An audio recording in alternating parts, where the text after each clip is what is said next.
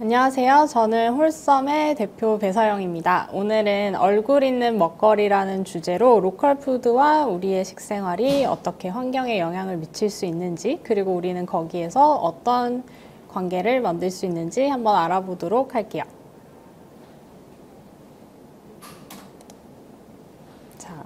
로컬푸드에 대해서 먼저 알아볼게요. 로컬푸드란 지역에서 생산한 먹거리를 장거리 수송이나 다단계 유통을 거치지 않고 그 지역 내에서 소비하는 것을 의미해요. 로컬푸드에서의 로컬, 즉 지역의 범위를 정하는 방법은 지역이나 국가에 따라서 다양합니다. 그런데 로컬푸드에서 지역의 범위보다 더 중요한 것은 생산자와 소비자 간의 직거래를 통한 만남이에요. 이런 만남이 이루어질 때 농과 식의 사회적 거리가 축소되고 먹거리를 매개로 문화가 만들어질 수 있는 조건이 마련됩니다. 무엇을 먹을 것인가? 이건 단순히 오늘 내가 아침이나 점심 메뉴로 뭘 먹을지 고르는 문제가 아니에요. 내가 먹는 것이 곧 나를 만들고 내가 먹는 것이 곧 기후 위기와 연결됩니다. 우리는 흔히 아는 것이 힘이라는 표현을 쓰곤 하는데요. 먹는 것 또한 그러해요. 누가 어디에서 어떤 생각을 갖고 어떤 방식으로 생산한 먹거리인지 아는 것은 눈앞에 놓인 음식을 바라보는 시선을 완전히 바꿔놓게 됩니다. 그럼 로컬푸드의 역할에 대해서 크게 6가지로 한번 짚어보려고 해요. 로컬푸드 운동은 대형화와 상업화로 인한 현대 식문화의 문제를 해결하기 위해 시작되었는데요. 먹거리의 생산과 소비 간의 물리적, 사회적 거리를 축소하고 관계를 확대하고 신뢰를 확산하는 등 이 3가지 가치를 추구합니다. 첫 번째로는 자원순환과 지역 내 자급 촉진이에요. 우선 지역 내에서 농산물이 생산되고 소비되는 사이클이 만들어지면 자원이 훨씬 더 원활하게 순환되고 그리고 지역 내에서 자급될 수 있는 여건이 마련되겠죠. 두 번째로 신선한 저탄소 먹거리 공급입니다. 기후위기 문제가 발발되면서 이제 저탄소 문제에 대한 인식이 많이 높아졌는데요. 아무래도 해외에서 배나 비행기를 타고 먼 길을 오는 먹거리들보다는 지역 내에서 생산되고 지역 내에서 소비되는 먹거리들이 생산 과정에서부터 소비하기까지 탄소 배출량이 훨씬 적겠죠. 그리고 신선도도 더 높은 것은 당연합니다. 세 번째로 고용 창출과 지역 자원의 활용이에요. 로컬에서 생산되는 먹거리에 대한 수요가 계속 올라가고 그 소비가 활발해지면 그에 따라 당연히 고용 창출과 지역 자원의 활용이 원활해지겠죠. 네 번째로는 생물 다양성의 유지입니다. 아래에 제가 작은 글씨로 토종종자의 보존 등이라고 적어두었는데요. 생물 다양성은 우리 지구가 건강하게 지탱될 수 있는 가장 중요한 요건 중에 하나예요. 그런데 우리가 로컬푸드를 사용하게 되는 것과 생물 다양성 유지가 어떤 관계가 있을까 하면 아무래도 해외에서 들어오는 식재료들이 아니라 로컬에서 생산되는 식품들을 사용을 하다 보면 조금 더 다양한 종자들, 즉 농사를 지으시는 농부님들께서 더 많은 종자들을 기를 수 있고 자유롭게 농사를 지을 수 있는 조건이 마련되기가 쉬워지겠죠. 다음으로는 관계 회복입니다. 사람과 사람 그리고 자연과 사람의 관계 회복인데요. 제가 조금 전에 말씀드린 것처럼 로컬푸드는 거리만의 문제가 아니라 생산자와 소비자의 만남 그리고 그 속에서 발생되는 대화가 중요하다고 말씀을 드렸어요. 내가 이 감자를 어떤 감자인지 누가 어떤 방식으로 생산을 했는지 모르고 먹는 것과 이 감자가 어떤 사람이 어떤 생각으로 생산했는지 알고 먹는 것, 그리고 그 생산 과정의 이야기를 들으면서 소통하는 것, 이런 것을 통해서 사람과 사람 사이의 관계가 회복이 되고 땅을 돌보는 방식으로 로컬푸드가 생산될 때 자연과 사람 간의 관계가 회복될 수 있는 거예요. 마지막으로 지역 문화와 지역 기반의 식문화의 회복입니다. 지역에서 토착 종자들이 많이 로컬 푸드로 생산되기 시작하면 자연스럽게 그것이 지역 문화로 연결이 되고요. 그리고 지역 기반의 식문화를 회복하고 지역의 특성을 살릴 수 있는 기반이 마련되겠죠. 이렇게 로컬 푸드의 역할을 크게 6가지로 나눠보았는데요. 사실 거창한 의미라기보다는 로컬 푸드는 사실 우리 조상들이 가장 자연스럽게 먹거리를 소비하고 생산하던 방식이었어요. 그 지역에서 생산된 먹거리를 나눠서 먹기도 하고 물물 교환을 하기도 하고 장터에 가져 나와서 팔기도 하고 그랬던 가장 자연스러웠던 방법들이 이제 우리 사회가 고도로 성장하기 시작하면서 조금씩 거리가 멀어지기 시작했는데요. 그만큼 다양한 루트를 통해서 우리가 먹거리를 구하고 있는 만큼 로컬 푸드의 중요한 역할에 대해서 충분히 이해를 하고 먹거리를 선택하는 것이 중요합니다. 그래서 로컬 푸드는 문화이자 삶의 방향이라고 생각해요. 로컬 푸드는 지역성을 바탕으로 다양함을 추구하는 방향으로 가야 합니다. 공장에서 대량으로 찍어낸 먹거리가 아니라 지역의 특성과 이야기가 담긴 먹거리죠. 지리적 특성에 따라서 생산된 농산물이 지역의 전통 문화와 만날 때 지역만의 독특한 식문화를 형성하기 때문입니다.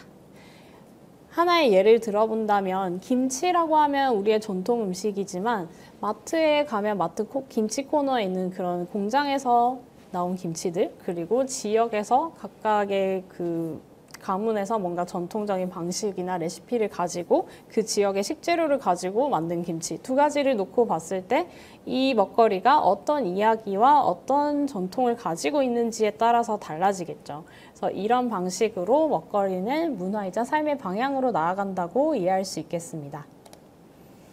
그래서 오늘 제가 좀 더 이야기를 나누고 싶은 부분은 얼굴 있는 먹거리를 만드는 농부님들의 이야기예요. 정말 다양한 농부님들을 만나서 이야기를 나누고 많은 농가들과 소통을 하면서 일을 하고 있는데요.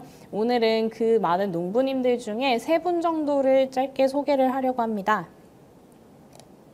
첫 번째는 도시 텃밭 공동체인 차노물 농장이에요. 그래서 오늘 이제 실습할 때 사용하게 될 채소들의 일부도 이 차노물 농장에서 가지고 왔는데요. 도시 텃밭 공동체라고 하면은 어떤 점이 다를까? 우선 아래 3가지 사진이 보이실 거예요.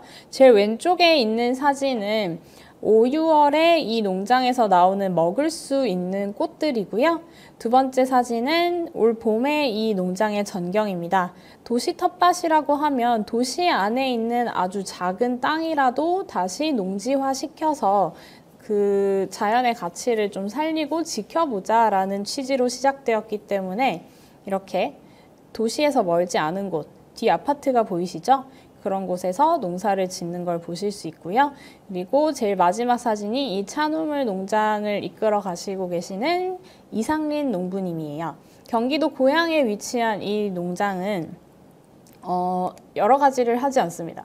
첫 번째가 비닐을 사용하지 않고요. 2번째가 농약을 사용하지 않고 3번째가 화학 비료를 사용하지 않습니다. 그래서 산무농법이라는 기본 윤리를 가지고서 농부님과 회원들이 공동체를 이루고 있는 도시 텃밭이에요.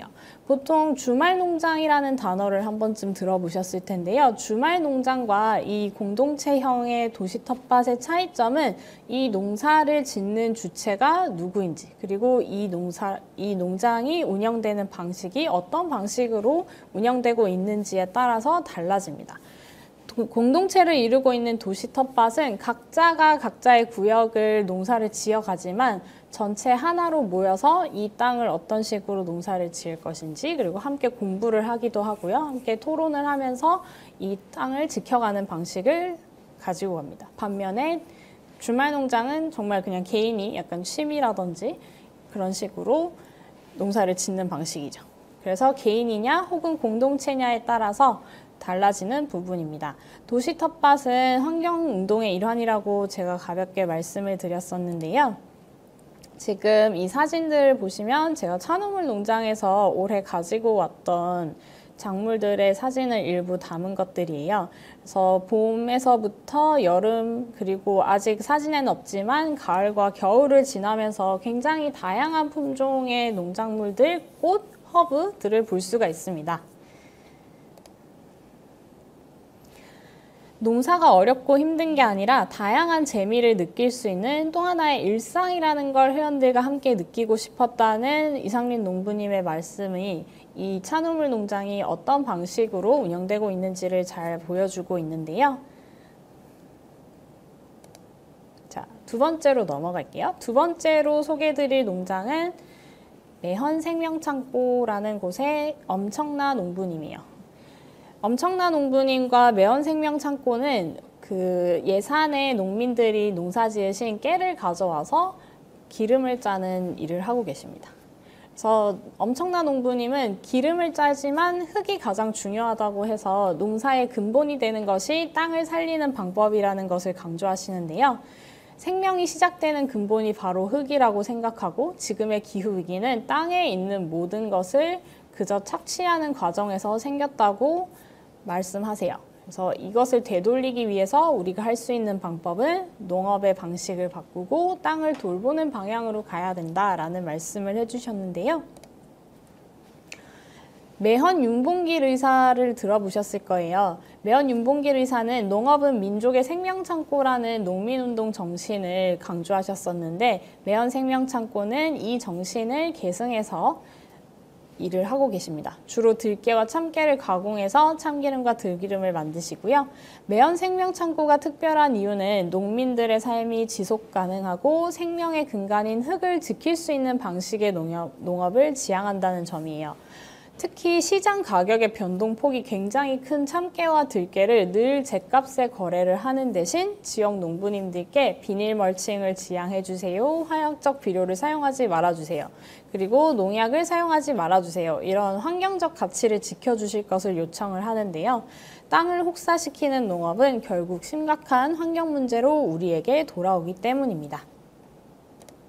마지막으로 제가 소개해드릴 곳은 김천에 있는 자연재배 포도농장 천연농원이에요. 이곳은 초생재배라는 키워드로 농사를 지으시는 곳인데요. 자연재배라고 하면 인위적인 농사 방식을 최대한 지향하고 가장 자연스러운 생태계를 이루면서 농사가 진행될 수 있게끔 하는 방식이에요. 농부님이 하셨던 말씀 중에 제가 굉장히 인상 깊게 들었던 것은 자연재배는 기다림이라는 말씀이었습니다. 그게 정말 어렵고 보통 사람들은 자기 마음의 속도에 작물이 맞춰주기를 바라는 욕심에서 비료라든지 농약, 화학적인 방식들을 많이 사용하지만 자연재배는 그런 사람의 욕심을 내려놓고 자연의 속도에 맞춰가는 것이라고 알려주셨는데요. 경운을 하지 않는 땅에 제초제, 농약, 비료, 동물의 퇴비 이런 것들을 사용하지 않고 초생재배를 하고 계세요. 초생재배라고 하면 풀의 힘을 빌어서 농사를 지으시는 건데요. 포도나무 사이로 수십 가지의 풀들이 자연스럽게 자라고 그 풀들이 자라서 죽고 다시 땅으로 돌아가서 유기물이 되는 그런 일련의 순환 과정을 통해서 이 농장 안에 건강한 생태가 자리 잡을 수 있도록 하는 방식입니다. 그래서 초생재배를 근간으로 하는 자연재배의 경우 열매가 맺기까지 굉장히 오랜 시간이 걸려요. 하지만 그만큼 나무들이 건강하게 자랄 수 있고 열매가 병충해 피해를 가장 적게 보는 등 정말 건강한 방식으로 농사 지을 수 있는 방법입니다. 자, 그럼 얼굴 있는 먹거리는 어디에서 만날 수 있을까요? 제가 로컬푸드와 얼굴 있는 먹거리에 대해서 이야기를 할 때 가장 자주 받는 질문이 이런 먹거리를 어디에서 만날 수 있느냐라는 건데요. 여기 지금 제가 4가지 정도로 추려놨습니다. 첫 번째, 파머스 마켓. 농부시장이라고 하죠. 서울에서는 마르쉐 농부시장이 가장 대표적인데요. 올해로 10주년을 맞은 마르쉐는 지역에 있는 많은 농민들 그리고 요리사, 그리고 수공예품을 만드는 팀들이 모여서 한 달에 3번에서 많게는 5번까지 시장이 열립니다. 그래서 파머스 마켓에 가시면은 이제 마르쉐 같은 경우 생산자들이 직접 소비자들과 소통하면서 농사 이야기도 전하고 그리고 작물을 어떤 식으로 드시면 좋은지 어떤 식으로 활용하시면 좋은지 등등 이런 대화를 이어가는 시장을 지향하고 있어요. 두 번째는 재래시장인데요. 재래시장은 옛날만큼은 아니지만 여전히 판매하시는 분들과 소비자 간의 소통이 활발하게 일어나고 먹거리를 조금 더 가까이에서 만날 수 있는 한 가지 방식입니다.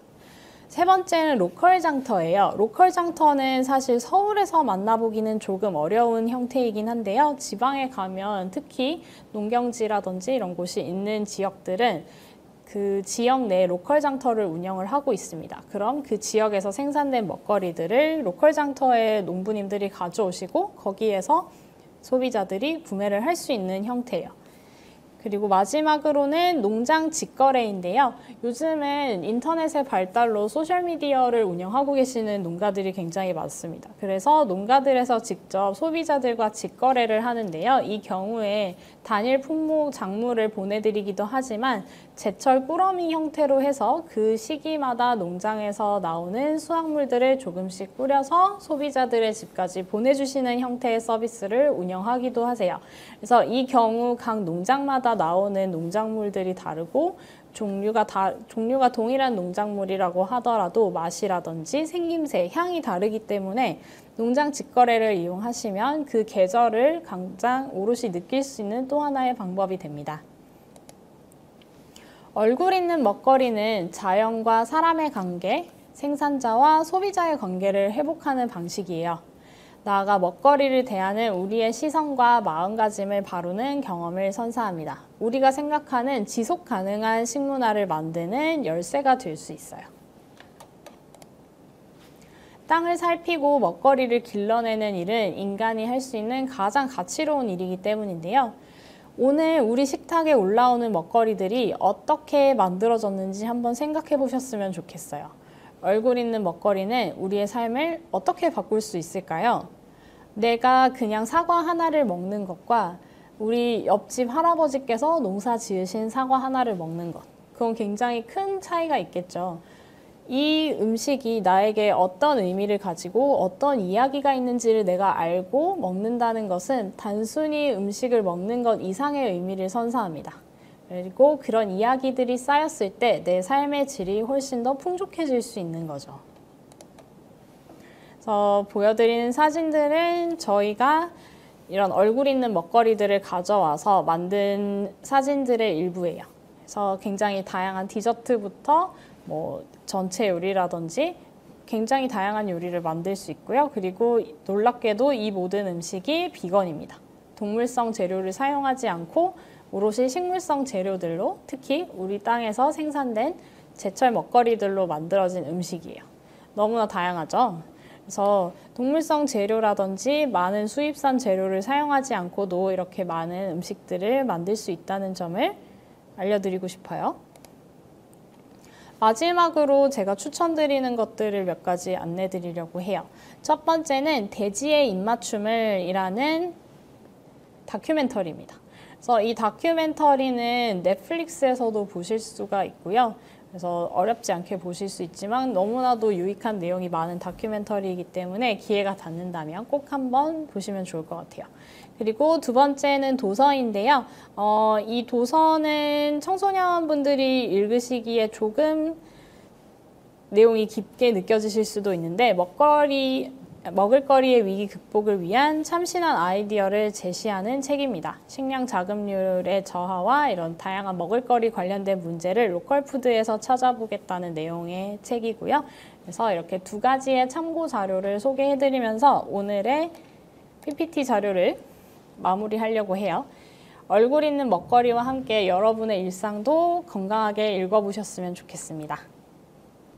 네, 자 이제 PPT가 끝나고 맛있는 걸 좀 만들어 볼 시간이 됐는데요. 오늘 굉장히 다양한 식재료들을 가지고 왔습니다. 우선 오늘 만들어 볼 메뉴는 총 두 가지예요. 들깨 크림 소스를 넣어서 만든 감자 샐러드, 그리고 중화풍의 가지 덮밥입니다. 너무 맛있을 것 같죠? 자, 우선 제가 시간을 조금 절약하기 위해서 감자를 미리 쪄왔는데요.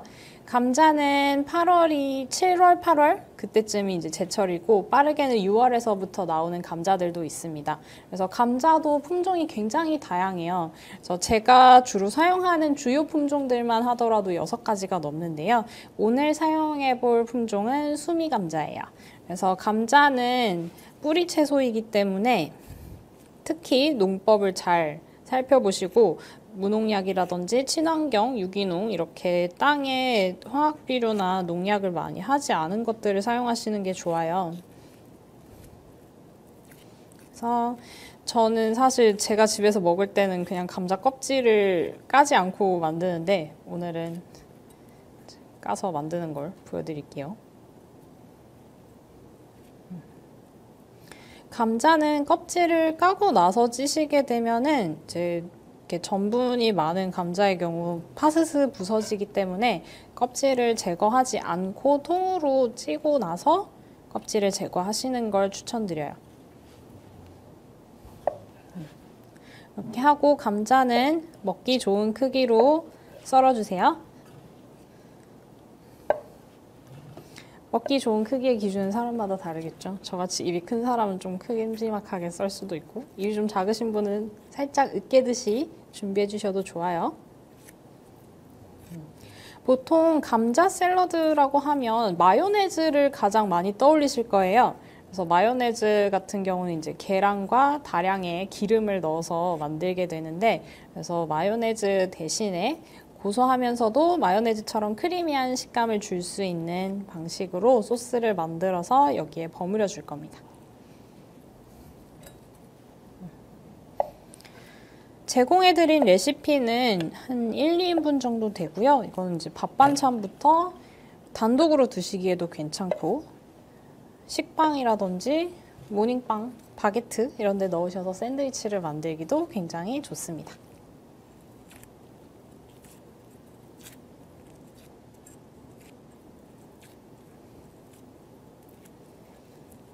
시연을 보시면서 궁금한 점이 있으시면 댓글창에다 적어주시고요. 그럼 저희가 확인을 하고 답변을 드리도록 할게요.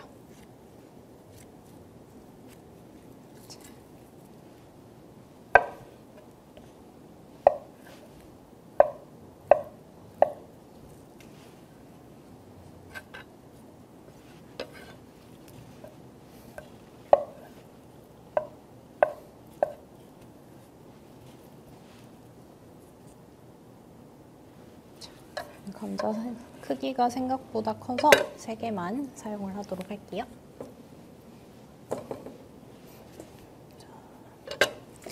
이제 다음으로는 오이인데요. 오이를 여러분 어떻게 드세요? 오이를 무침으로 드시기도 하고 생으로 된장에 찍어서 드시기도 하고 오이 냉국을 만드시기도 할 텐데요. 오늘 여기 샐러드에는 햄이라든지 다른 것들을 넣는 대신에 오이를 살짝 초무침을 해서 넣는 방식을 알려드릴 거예요. 오이는 이렇게 길이 방향으로 2등분 하신 다음에 그걸 다시 2등분 하는 방식으로 손질을 해주시고 그럼 씨를 제거하기가 훨씬 편해집니다. 씨를 굳이 제거하는 이유는 이제 씨에서 수분이 많이 나오기 때문인데요. 그냥 오이 무침을 해서 바로 드신다든지 할 때는 씨를 그냥 드셔도 되지만 이렇게 감자에 넣는다든지 다른 것과 섞어 주실 때는 수분을 조금 줄이는 게 좋아요. 그래서 씨를 제거했고요.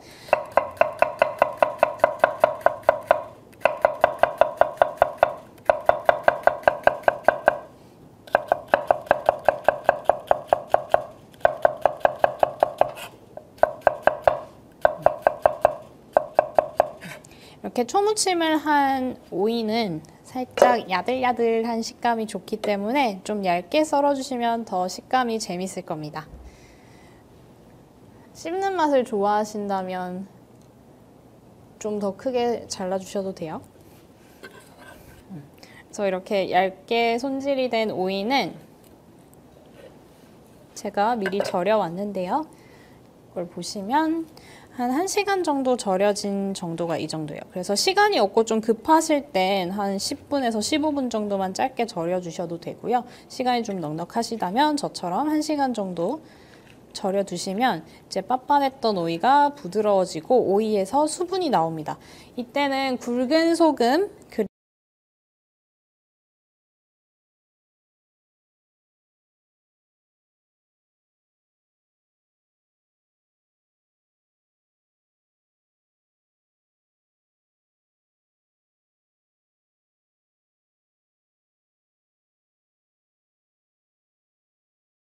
투척합니다.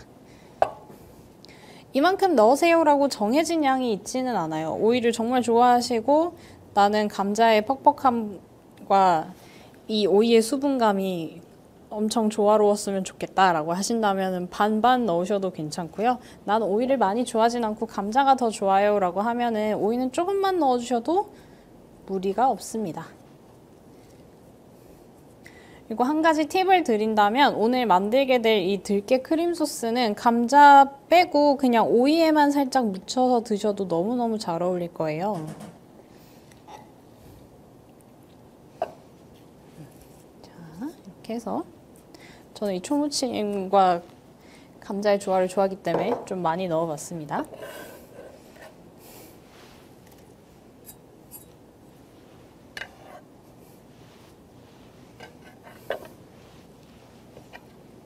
그럼 이제 준비가 됐으니 소스를 만들어서 넣어볼게요.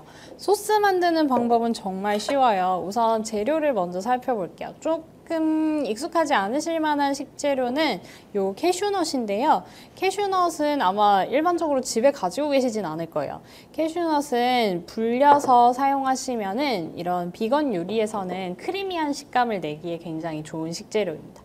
대신에 꼭 불려서 사용을 해주셔야 되고요. 모든 견과류는 불리시면 소화 흡수를 방해하는 효소가 빠져나오기 때문에 드시기에 맛도 깔끔하고 드셨을 때 속이 불편한 것도 줄일 수가 있어요. 그래서 캐슈넛은 2시간 이상 넉넉한 물에 불려서 준비를 해주시고요.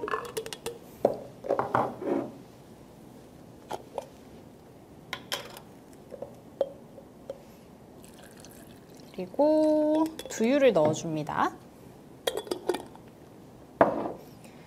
오이를 절이실 때 천일염의 양은 레시피를 나중에 제공을 해드릴 텐데요.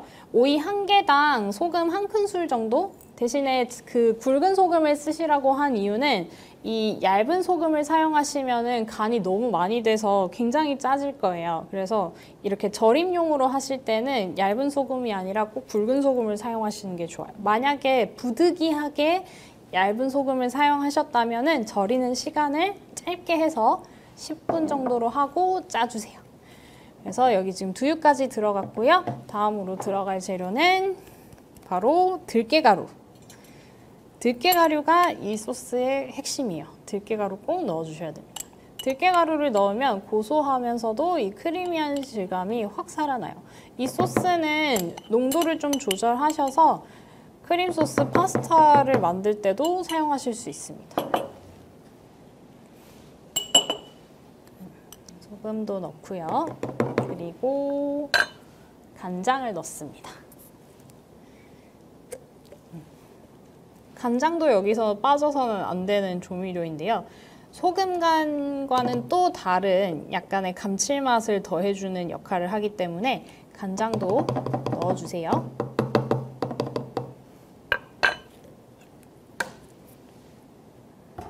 이렇게 하고 네, 재료들이 다 들어갔으면 이제 갈아볼게요. 저는 지금 제공해드릴 레시피의 2배 정도의 양을 갈아볼 텐데요. 양이 너무 적어서 도깨비 방망이나 믹서에 갈리지 않으면은 마늘 빻으시는 절구에다가 하셔도 괜찮아요.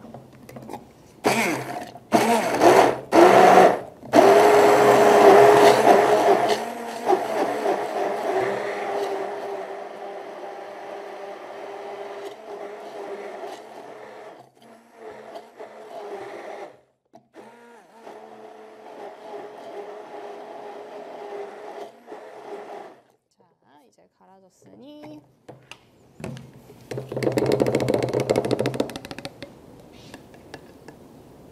네. 소스의 질감은 이 정도예요. 이것보다 더 묽게 하시면은 조금 너무 묽을 거고요. 이것보다 조금 빡빡한 건 괜찮습니다. 말씀드린 대로 농도에 따라서 여러 가지 요리에 활용하실 수 있으니까 두유의 양이라든지 혹은 캐슈넛의 양으로 농도를 좀 조절을 해보세요. 소스를 넣고 섞어주시면 샐러드가 완성됩니다.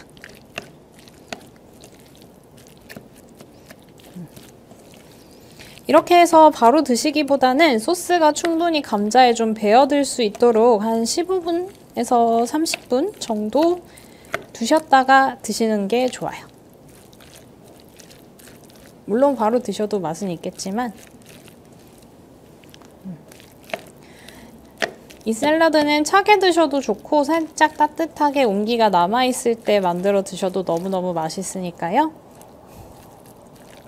네, 이렇게 해서 샐러드가 준비가 됐고요. 이제 다음 요리로 넘어가 볼게요. 자, 다음 요리는 중화풍 가지 덮밥입니다.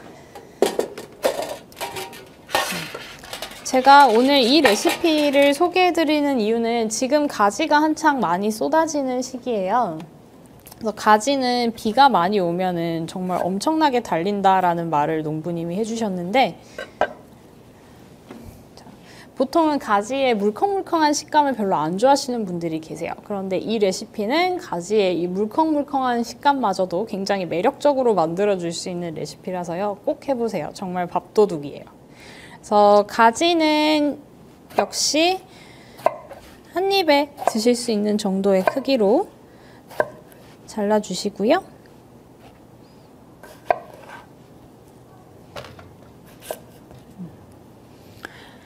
가지가 지금 오늘 제가 이제 가져온 가지는 크기가 그렇게 크지는 않은데요. 만약에 이보다 큰 가지를 사용하신다면은 그 가지 하나가 1인분 정도 덮밥 기준으로 라고 생각하시면 돼요. 이렇게 해서 가지를 손질을 하고요. 이제 이 가지에다가 소금으로 밑간을 가볍게 한 다음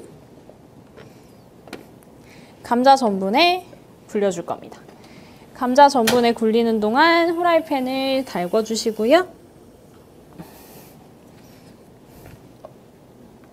자, 여기에 소금 밑간을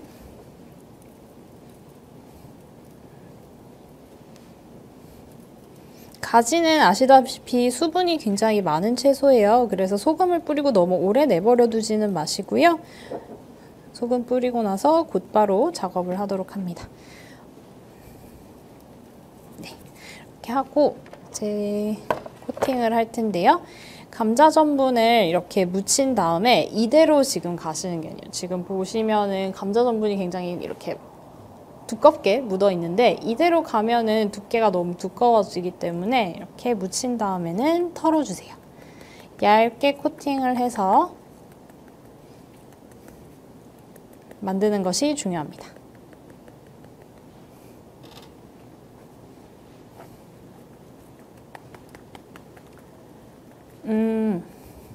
새로운 질문이 들어왔어요. 견과류에 알러지가 있으신 분이 질문을 남겨주셨는데요. 캐슈넛이 이제 견과류에 알러지가 있으시면은 쓸 수 없으시겠죠. 대체할 만한 재료로는 완벽하진 않지만 두부를 추천드릴게요. 그래서 방금 만들었던 양 정도의 레시피라면 연두부를 반모 혹은 120g 정도짜리 한 모를 넣으시면 좋을 것 같아요. 그리고 두유는 오히려 양을 살짝 줄여주세요.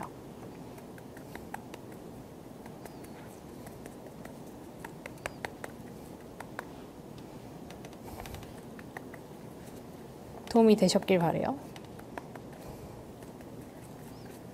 동물성 재료를 사용하지 않기 때문에 견과류를 사실 써야 되는 경우가 많아요. 채소 요리에서는.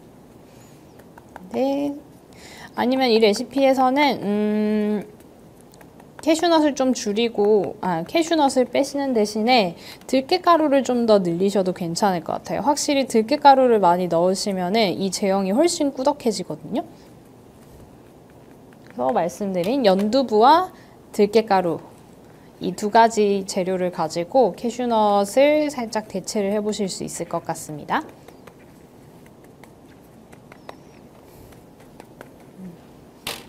지금 요 중화풍 가지덮밥은 사실 집에 있는 거의 대부분의 재료로 만드실 수 있는 레시피라서 오늘 당장이라도 꼭 해보시면 너무 좋을 것 같아요.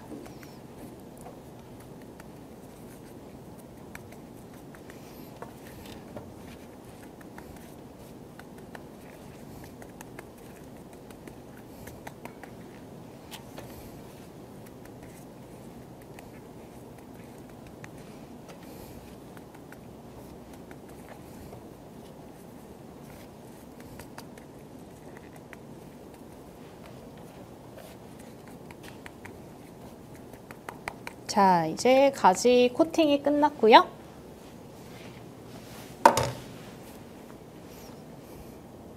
팬이 달궈졌습니다. 불은 너무 세게 하지는 마시고요. 그럼 탈수가 있기 때문에 이제 프라이팬을 잠깐 가지고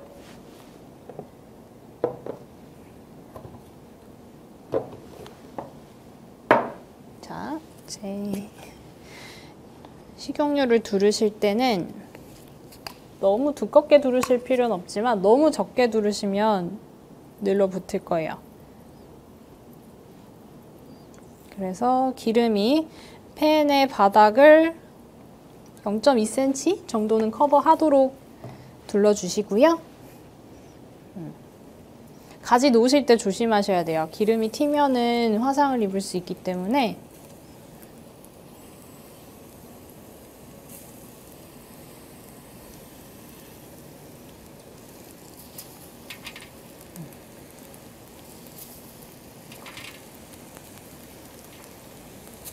그리고 채소가 들어가면 기름의 온도가 떨어져요. 그래서 너무 많이 꽉 차게 올리지는 않으시는 게 좋아요. 그래도 가지 사이에 어느 정도의 공간은 있도록 해주세요. 아마 제가 넣은 정도가 약간 맥시멈이 되지 않을까 싶은데. 네. 이렇게 해서 맛있게 튀기듯이 구워보겠습니다.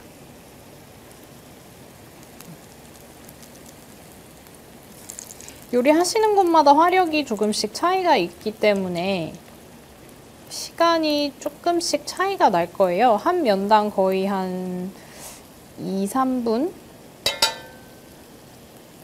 아주 길게는 한 4, 5분까지도 걸릴 수 있습니다. 그렇다고 기름 온도를 너무 낮게 하시면 가지가 기름을 바로 다 흡수를 해버릴 거예요. 그리고 팬에 눌러붙을 거예요. 그래서 너무 낮은 온도로 하지 마시고요. 적당한 온도는 팬을 약불로 달궈서 물을 떨어뜨렸을 때 물이 이렇게 구슬처럼 맺히면은 딱 좋은 온도로 예열이 된 거라고 보시면 돼요. 자, 그럼 우리는 가지를 구울 동안 소스를 만들어 볼게요.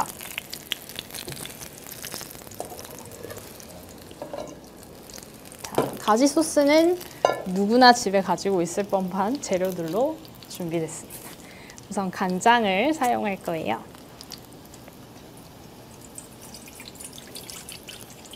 간장을 넣고 그 다음엔 참기름, 중화풍이지만 약간 소스류들은 다 한국풍이고요. 그리고 고춧가루. 고춧가루는 생략하셔도 돼요. 근데 살짝 매콤한 맛을 즐기신다면 고춧가루도 소량 넣어주시고요. 여기에 원당. 물엿 같은 걸 사용하셔도 돼요. 이렇게 해서 섞어주시고 난 여기에 약간의 새콤함도 있었으면 좋겠어 라고 생각하신다면 여기에 식초도 넣어주시면 됩니다. 근데 너무 많이 넣지는 마시고요. 넣으신다면 한 반작은술 정도로 소량만 넣어주시면 좋을 것 같아요. 일단 소스가 됐고요. 여기에 이제 홍고추와 청양고추를 제가 반반으로 가져왔는데요. 고추를 넣겠습니다. 고명용으로 조금 남겨놓을게요. 그리고 옵션으로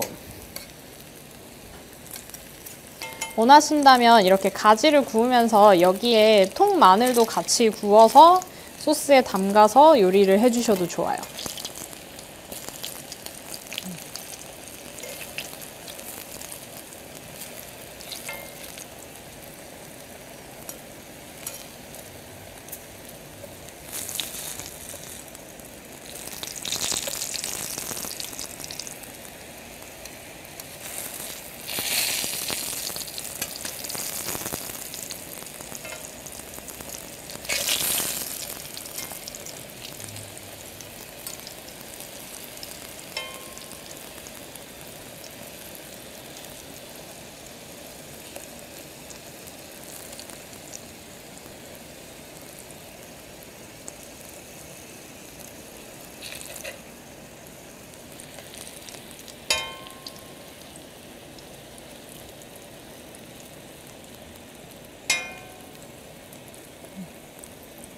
앞으로 한 1, 2분 정도만 더 구워줄게요.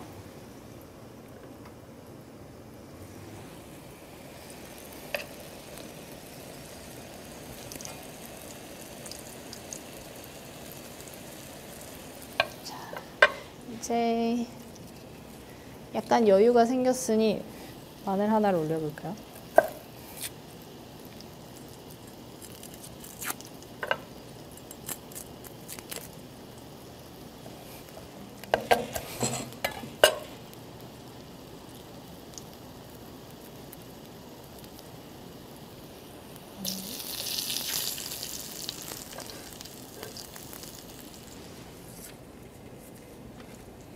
그리고 이따 덮밥에 고명으로는 쪽파를 조금 올려줄 거예요. 음식은 맛으로도 먹지만 일단 먼저 눈으로 먹기 때문에 색상의 조합도 고려를 해주시면 좋습니다. 가지가 색이 살짝 어두운 데다가 소스 색이 어둡기 때문에 그 위에 좀 초록색이라든지 노란색이라든지 이런 밝은 색이 나는 고명을 올려주시면 음식이 훨씬 더 먹음직스럽겠죠.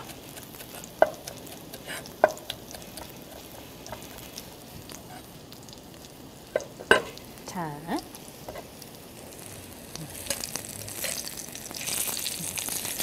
가지는 다 익히고 나면 바로 소스에 넣어주시면 돼요. 아니면 한번 기름종이에다가 기름을 빼고 넣어주셔도 괜찮습니다. 가지가 거의 다 됐네요. 마늘은 먼저 구워져서 바로 소스에 넣어줄게요. 마늘.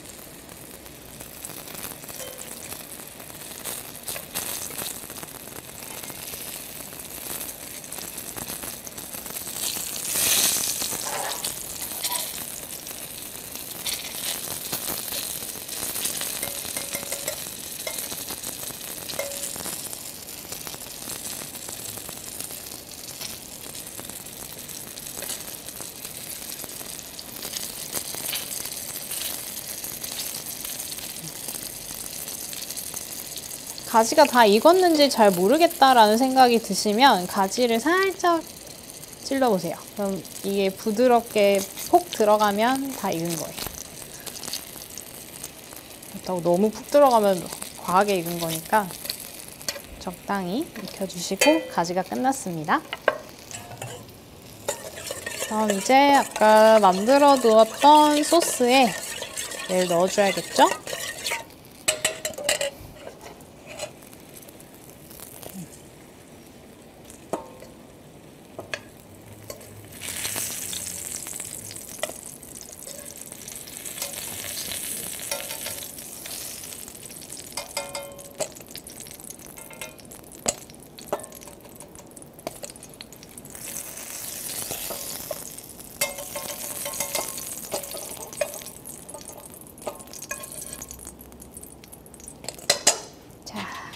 이렇게 소스에 넣으시고 나서는 너무 오래 넣어두진 마시고요. 이렇게 굴려서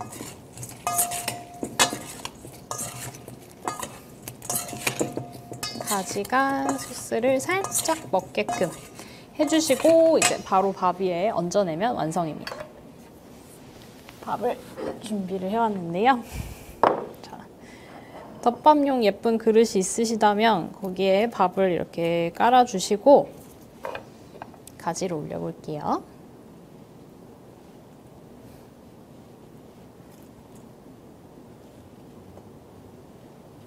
이 맛있는 냄새가 영상으로도 전해지면 얼마나 좋을까요?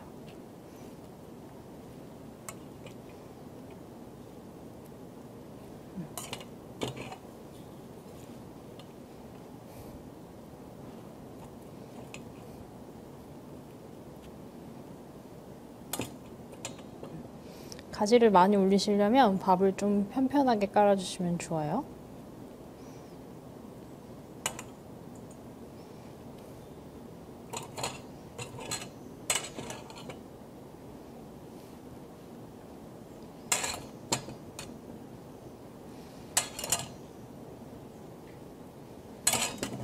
자, 이렇게 올리고 아까 고명용으로 남겨두었던 고추를 조금 더 올려줄게요. 그리고 쪽파까지 송송송 뿌려서 완성하겠습니다.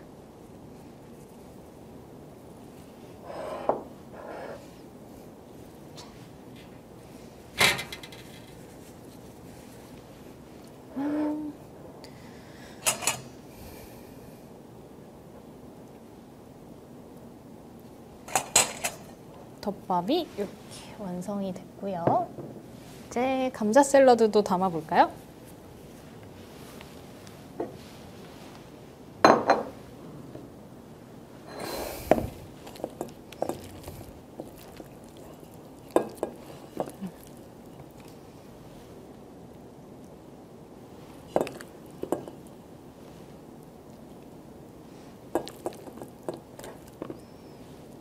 네, 이 정도로.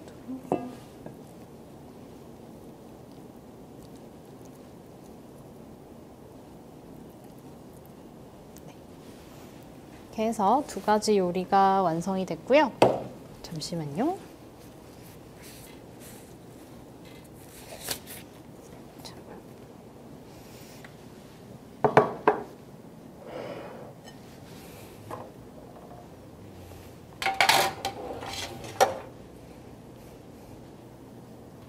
자, 오늘 이렇게 짧은 시간 동안 후루룩 두 가지 요리를 진행을 해봤는데요. 따라오기 어렵진 않으셨는지 모르겠어요. 그래도 비교적 조리 과정이 단순한 요리들이고 또 지금 제철에 작물들을 많이 활용할 수 있는 레시피이기 때문에 집에서 꼭 만들어 보시고 맛있게 드셨으면 좋겠습니다. 이런 다양한 종류의 종자의 감자라든지 가지 이런 채소들은 마르쉐 농부시장에 오시면 직접 살펴보시고 신기하게 생긴 채소들을 농부님의 이야기를 들어가면서 구매하실 수가 있어요. 자, 그러면 혹시 질문이 더 있으실까요? 그럼 오늘 짧은 시간 굉장히 꽉 채워서 진행을 했는데 유익한 시간이 되셨으면 좋겠습니다. 얼굴 있는 먹거리가 너무 멀리에 있다고 생각하지 마시고요. 그런데 내가 마트에 가서 만나는 채소와 과일들, 이런 플라스틱 통에 담겨서 판매되는 그런 채소와 과일들이 우리 먹거리의 전부가 아니라 훨씬 더 다양한 품종, 훨씬 더 다양한 생김새를 가진 것들이 많아요. 그리고 그런 걸 하나씩 알아가는 재미가 있을 때 우리의 일상이 훨씬 더 풍족하게 채워질 거라고 생각합니다.